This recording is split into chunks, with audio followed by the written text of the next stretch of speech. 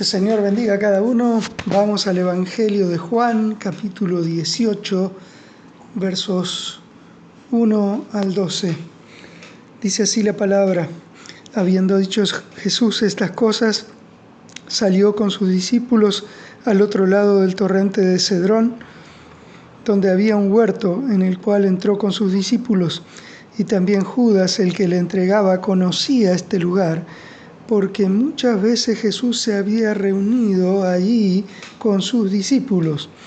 Judas, pues, tomando una compañía de soldados y alguaciles de los principales sacerdotes y de los fariseos, fue allí con linternas y antorchas y con armas. Pero Jesús, sabiendo todas las cosas que le habían de sobrevenir, se adelantó y les dijo: ¿A quién buscáis? Le respondieron: a Jesús Nazareno. Jesús les dijo: Yo soy. Y estaba también con ellos Judas, el que le entregaba. Cuando les dijo: Yo soy, retrocedieron y cayeron a tierra.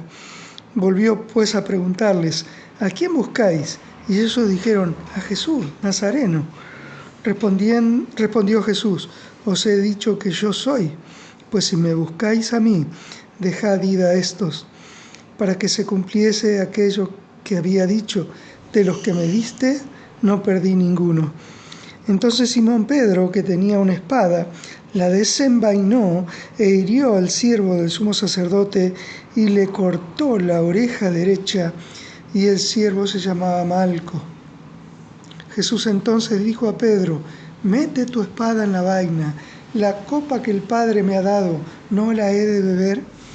Entonces la compañía de soldados, el tribuno y los alguaciles de los judíos prendieron a Jesús y le ataron.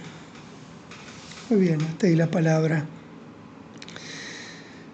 El capítulo 18 comienza con las palabras: habiendo dicho Jesús estas cosas.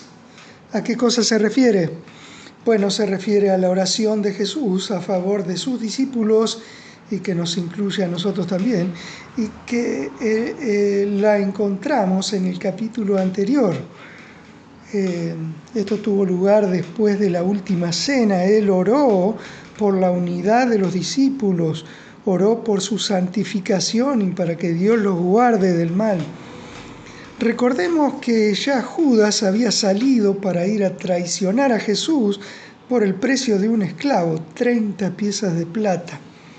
Y dice la palabra que Jesús salió con sus discípulos al otro lado del torrente de Cedrón, donde había un huerto en el cual entró con sus discípulos. Este huerto es conocido también como Getsemaní, un lugar muy familiar para Jesús y los suyos, ya que acostumbraban reunirse allí. Así que Judas, que conocía bien aquel lugar, toma una compañía de soldados y va en busca de Jesús. ¿Saben? Una compañía de soldados estaba compuesta por aproximadamente 600 hombres. Si a esto le sumamos los alguaciles de los principales sacerdotes y de los fariseos, tranquilamente podríamos estar hablando de casi 1000 hombres. Ahora imagínense todo ese despliegue para ir a apresar al hombre más humilde y manso que haya jamás pisado la tierra.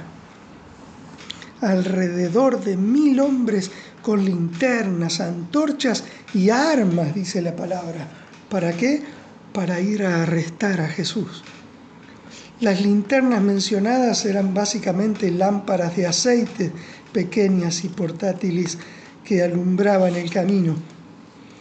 Parece que ellos pensaban que tendrían que buscar bastante a Jesús, quien se escondería o se resistiría a ser apresado. Pero ¿saben qué? Para sorpresa de todos, Jesús no se esconde, Jesús no se resiste, sino que les sale al encuentro y les hace una pregunta: ¿a quién buscan? Le respondieron: a Jesús Nazareno. Jesús les dijo: yo soy. Ahora, recuerden que yo soy es el nombre con el cual Dios se dio a conocer a Moisés en el Antiguo Testamento. En un episodio anterior en la vida de Jesús, él había dicho a los religiosos: si ustedes no creen que yo soy, en sus pecados morirán. Y ellos quisieron apedrearlo en esa ocasión. ¿Por qué? porque entendieron bien que él se estaba identificando a sí mismo con el nombre de Dios. Y le dijeron: no te apedreamos por ningún otro pecado, sino por la blasfemia, porque tú, siendo hombre, te haces Dios. La blasfemia. Y realmente hubiera sido una blasfemia si Cristo no hubiera sido Dios. Bueno, el asunto es que Cristo acá les dice otra vez: yo soy, ¿no? ¿Y cuál fue el resultado de esas dos palabras? Lo vemos en el verso 6. Cuando les dijo yo soy, retrocedieron y cayeron a tierra. Ahora, ¿se imagina ustedes la escena? Todo ese ejército con antorchas, palos, armas, son derribados en un segundo, quedando indefensos con solo dos palabras de Jesús. Esto nos muestra claramente el poder de Cristo, quien antes había dicho: nadie me quita la vida, sino que yo de mí mismo la pongo. Ya había habido antes algunos episodios en los cuales quisieron matarlo, y la Biblia dice: pero Jesús pasó en medio de ellos y se fue. Y la única razón que da la Biblia es porque aún no había llegado su hora. Pero lo que tiene de diferente este texto es que aquí Jesús ciertamente ya sabía que su hora había llegado. Recordemos que el capítulo 17 de Juan comienza diciendo: estas cosas habló Jesús y levantando los ojos al cielo dijo: Padre, la hora ha llegado. Glorifica a tu Hijo para que también tu Hijo te glorifique a ti. O sea que la hora de Jesús, a la que se refiere como la hora de su glorificación, era la hora de su muerte. Verso 7 dice: volvió pues a preguntarles: ¿a quién buscáis? Y ellos dijeron: a Jesús, Nazareno. Me imagino yo a los soldados recientemente derribados a tierra levantarse aturdidos, algunos buscando su espada por ahí o su escudo que había quedado ahí desparramado, otros acomodándose el casco, oyendo nuevamente la pregunta de Jesús mientras se levantaban, ¿no? ¿A quién están buscando? Y ahora responden ya sin la soberbia de la fuerza: a Jesús Nazareno. Verso 8. Respondió Jesús: os he dicho que yo soy. Pues si me buscáis a mí, dejad id a esto.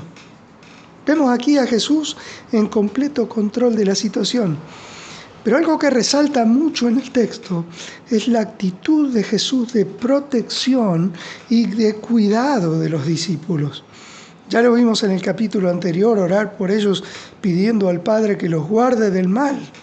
Ahora, saliendo al encuentro de esta turba, enfrentándola y protegiéndolos al decir: si me buscan a mí, acá me tienen, pero dejen ir a estos. Ahora, seguro que él nunca les dijo a ellos: ¡corran! No, bueno, capaz ellos entendieron mal, ¿no? Porque salieron disparados cada uno para su lado. Pero hay algo aquí muy significativo. Cualquier rey pelearía la batalla no en el frente, sino en una posición estratégica donde su vida fuera protegida. Y cuando el enemigo atacara, sus hombres darían la vida por él. Pero vemos en Jesús algo totalmente opuesto. Él, el Rey de Reyes, el Señor de Señores, se pone delante y pone su vida por la de sus hombres. Lo vemos también en el libro de Apocalipsis, ¿no? En su segunda venida, Él viene no detrás de los ejércitos celestiales, sino al frente. Y esa actitud de poner su vida por los suyos, de no perder a ninguno de los que el Padre le había dado, es algo fuerte. Algo que nos debe hacer pensar a nosotros también, porque no solo tiene que ver con los discípulos en ese momento, sino con nosotros también, ya que esta sigue siendo su actitud de amor y protección hacia todo aquel que le pertenece. La otra vez hablábamos del mandamiento nuevo de Jesús, ¿se acuerdan? Y es que Él había dicho: deben amarse unos a otros como yo los he amado, ¿no? Y la pregunta es: ¿cómo los amó Jesús? Bueno, la respuesta es que Él los amó más que a sí mismo, más que a su propia vida. Y a nosotros también. Porque Él ocupó nuestro lugar de maldición y nos hizo ocupar su lugar de bendición. Verso 10 dice: entonces Simón Pedro, que tenía una espada, la desenvainó e hirió al siervo del sumo sacerdote y le cortó la oreja derecha, y el siervo se llamaba Malco. Ahora Pedro, que había dicho a Jesús antes: mi vida pondré por ti, envalentonado porque ha visto caer a todo un ejército a los pies de Jesús, desenvaina su espada y le corta la oreja al siervo del sumo sacerdote. En realidad el espadazo parece que fue a la cabeza de Malcolm, ¿no? Pero con tan mala puntería solamente le cortó la oreja. Verso 11 dice: Jesús entonces dijo a Pedro: mete tu espada en la vaina, la copa que el Padre me ha dado, ¿no la he de beber? Así que Jesús reprende a Pedro y le ordena guardar la espada, recordándole que su sufrimiento, muerte y resurrección es la idea del Padre. Más tarde vemos que todos los intentos humanos de Pedro de dar su vida por Jesús fracasarían estrepitosamente. Lo sigue de lejos, entra en el patio del sumo sacerdote con la esperanza de que tal vez aún pudiera dar su vida por él, pero al final termina negándolo y llorando amargamente. Entendemos que todo esto fue necesario para que Pedro aprendiera una de las lecciones más grandes de la vida, que no debemos confiar en nuestras fuerzas humanas. Recordemos que Pedro había prometido al Señor que daría su vida para protegerlo. Yo no te voy a dejar, yo voy a poner mi vida por ti, aunque todos te dejen, yo jamás. ¿En quién estaba confiando Pedro cuando dijo todo esto? En sí mismo, en sus propias fuerzas, ¿se dan cuenta? Y lo que debía aprender es algo que nosotros también debemos aprender, y es que no podemos vencer con nuestras pobres y débiles fuerzas humanas. Es solamente cuando recibimos poder de lo alto por su Espíritu que podemos vencer. Este mismo Pedro, recordemos, después de recibir la promesa del Espíritu Santo en Pentecostés, se paró delante de los responsables de la crucifixión del Señor y sin pelos en la lengua les acusó y les llamó al arrepentimiento, sin miedo ninguno. Y ese día, dice la palabra, se convirtieron a Cristo como 3.000 personas. Esto está en el libro de los Hechos. Pero este ya no es el mismo Pedro autosuficiente. Es un Pedro que ha aprendido a no confiar en sí mismo, sino en el Señor, y que ha recibido poder de lo alto.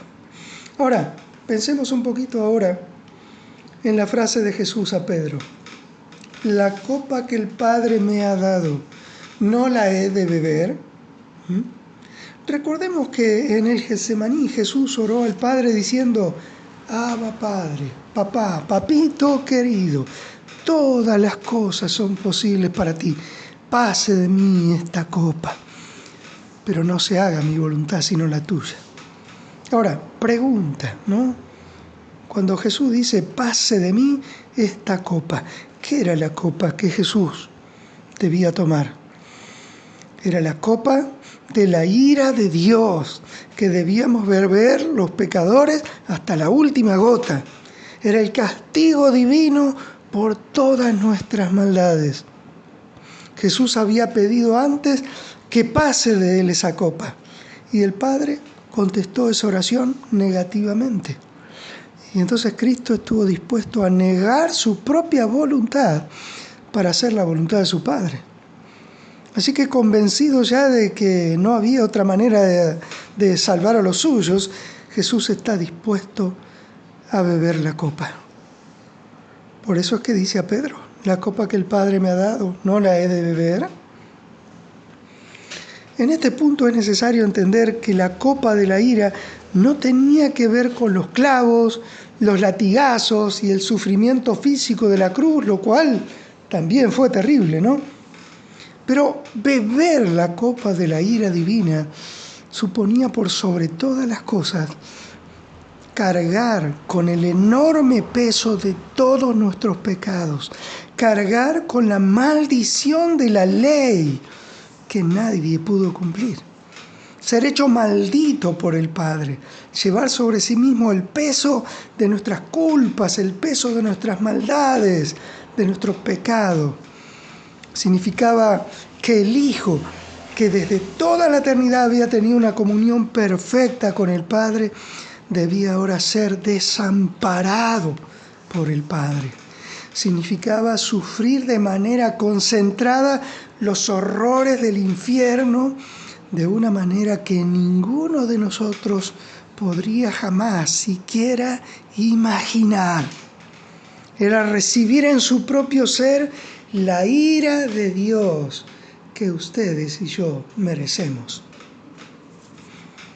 Verso 12 dice: entonces la compañía de soldados, el tribuno y los alguaciles de los judíos prendieron a Jesús y le ataron.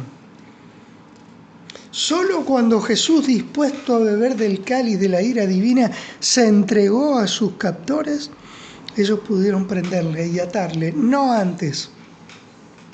Y otra vez, vemos encarnado en Jesús ese amor que es sufrido, que no busca su propio bien, sino el bien de los que ama.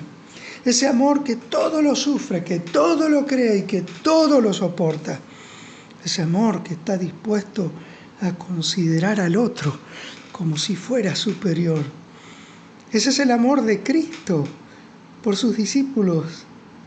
Y es el amor de Cristo por tu vida y la mía también, hermano, hermana. El amor de Cristo por su iglesia, por su pueblo. ¿Saben? El apóstol Pablo ora en su carta a los Efesios para que cada creyente sea capaz de comprender con todos los santos cuál sea la anchura, la longitud, la profundidad y la altura de este amor de Cristo que excede a todo conocimiento, dice el libro de Efesios. ¿Saben? En la antigüedad se le exigía a los siervos que dieran su vida por su Señor y Rey. Era algo común. Lo que no era común era que el Señor y Rey diera su vida por sus siervos. Pero eso es lo que Cristo hizo por cada uno de nosotros. Nuestro Rey y Señor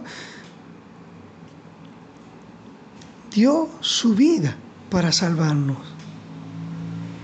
Teniendo todo el poder para librarse de la muerte, despreció su propia vida por amor a nosotros.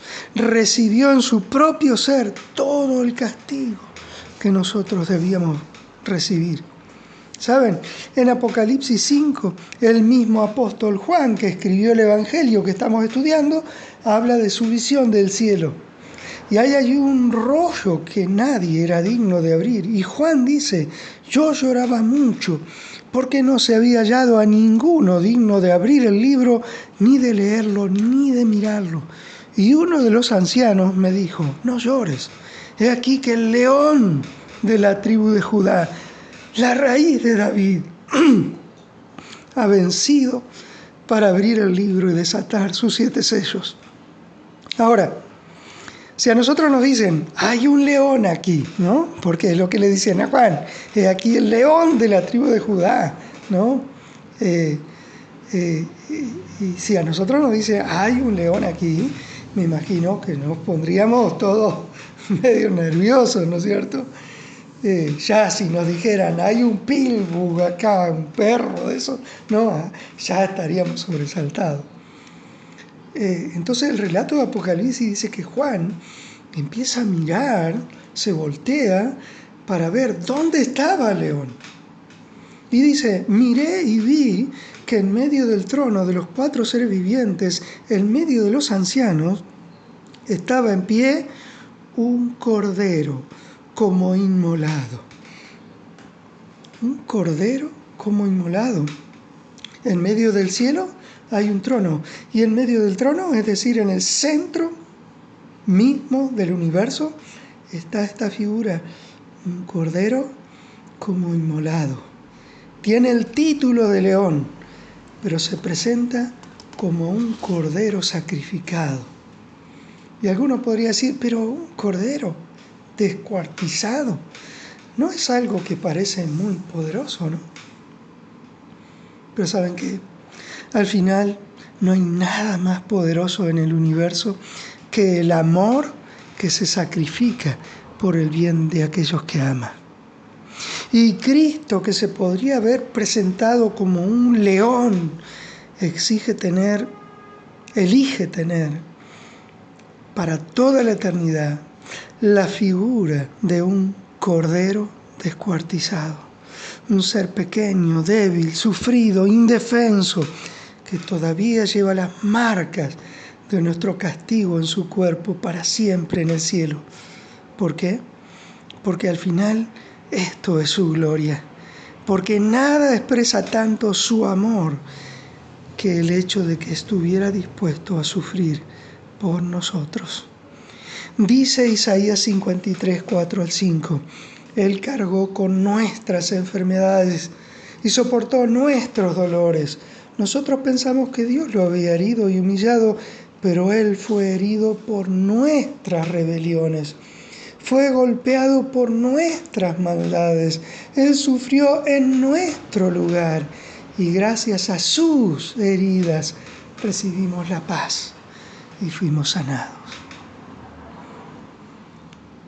El Dios que es amor se encarnó en el Hijo y mostró cómo el verdadero amor se sacrifica por aquellos que ama. Hermanos, este es el amor que el mundo necesita ver en nuestras vidas también. Un amor sacrificial que esté dispuesto a poner su vida por el otro. Saben, en uno de sus libros, el escritor Robert Coleman cuenta la historia de un niño de 5 años llamado Juan, cuya hermana necesitaba una transfusión urgente de sangre. Ella tenía la misma enfermedad de la cual el niño se había recuperado 2 años atrás y su única oportunidad de sobrevivir era una transfusión sanguínea de su hermano, quien tenía el mismo tipo de sangre. Así que el doctor preguntó al niño, ¿darías tu sangre a María? Y Juan dudó y sus labios, los labios de este niño comenzaron a temblar por un momento. Pero él luego dijo, lo voy a hacer si eso salva a mi hermana. Así que los 2 niños fueron llevados a la sala del hospital. Ninguno hablaba, pero cuando cruzaron las miradas, Juan sonrió. La sonrisa de Juan se desvaneció cuando la enfermera insertó la aguja en su brazo y su sangre comenzó a fluir por el tubo al cuerpo de su hermana. El cuarto permaneció en silencio hasta que la transfusión terminó. Luego Juan preguntó al médico, doctor, ¿a qué hora empezaré a morir? ¿Por qué preguntó eso? Bueno, él no había entendido al médico.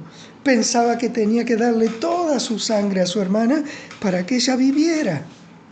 Y ¿saben qué? Aún creyendo que él iba a morir, había aceptado hacerlo. ¿Saben? Así es el amor con que Dios nos manda a amarnos también. Dice 1 Juan 3:16, y con esto terminamos.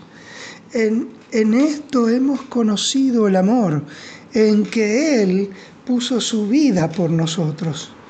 También nosotros debemos poner nuestras vidas por los hermanos. Amén. Amén.